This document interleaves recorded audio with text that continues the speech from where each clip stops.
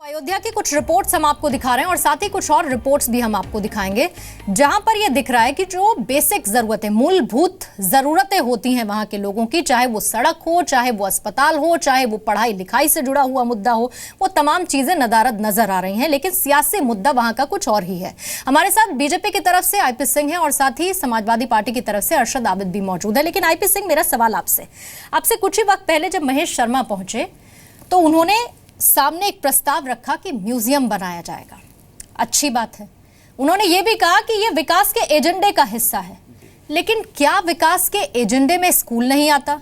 क्या विकास के एजेंडे में अस्पताल नहीं आते? क्या विकास के एजेंडे में सड़कें नहीं आती?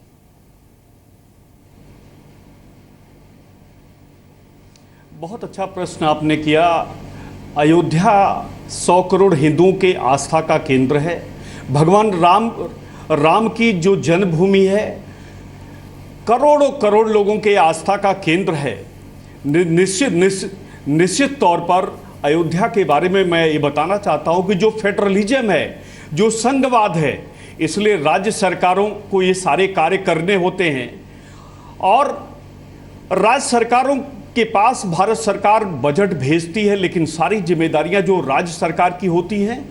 15 वर्षों से सपा बसपा की सरकार थी, यहाँ कुशासन है, नगर विकास मंत्री मियां आजम खान हैं और अयोध्या ही नहीं, अयोध्या, काशी, मथुरा या तमाम जो छोटे नगर या महानगर हैं, सबकी स्थिति बहुत खराब है। यहाँ तक कि साफ सफाई में जो राजधानी केंद्र है वो भी अंत में आता है।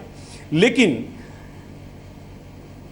ये जो अयोध्या सर्किट की बात है, उससे पहले माननीय प्रधानमंत्री जी ने साफ तौर से कहा था कि सूफी सर्किट हम बनाएंगे, हम जैन सर्किट बनाएंगे, भगवान बुद्ध सर्किट बनाएंगे, हम अयोध्या को जोड़ेंगे, हम मथुरा वृंदावन को जोड़ेंगे, हम काशी को जोड़ेंगे।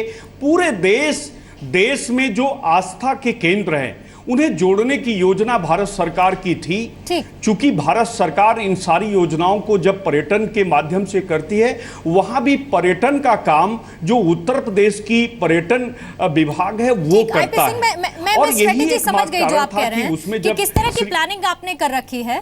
और एक मिनट प्लीज एक मिनट 15 साल पहले जब हमारी सरकार थी, 15 किलोमीटर जाम गोरखपुर तक से लगता था। 15 किलोमीटर का जाम अयोध्या से पहले लगता था। पंडित अटल बिहारी वाजपेयी ने ये जो आपने 4 लेन देखा, ये एक्सपेंडेबल 6 लेन है और इसको बनाने का काम किया। आज जो स्मूथनेस दिखती है, जो ट्रैफिक बाहर के निकल जाती है अयोध्या को छूते हुए, वो पंडित अटल बिहारी वाजपेयी ने किया।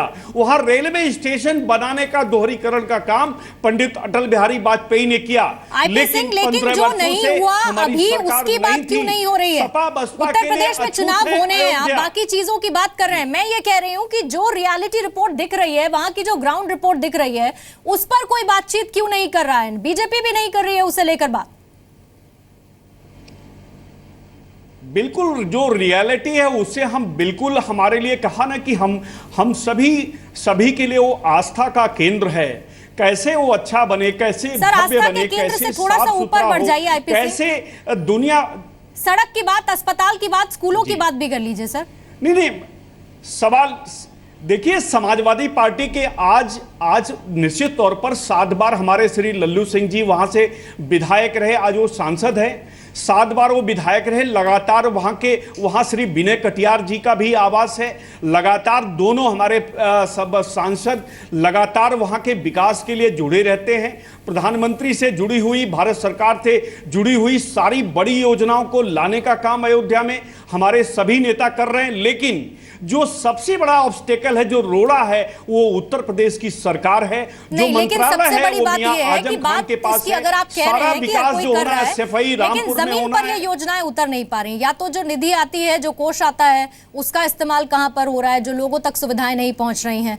और चुनाव में जब प्रॉमिसिंग बातें की जाती हैं, उसमें ये मूलभूत चीजें जिनकी जरूरत आज के लोगों को है रोज का जीवन यापन करने के लिए, वो उन तक नहीं पहुंच पा रही, उनकी कोई बातचीत नहीं कर रहा है। बहुत बहुत शुक्रिया आईपी सिंह आपका, अरशद आबिद आपका भी इस चर्चा में शामिल होने के लिए।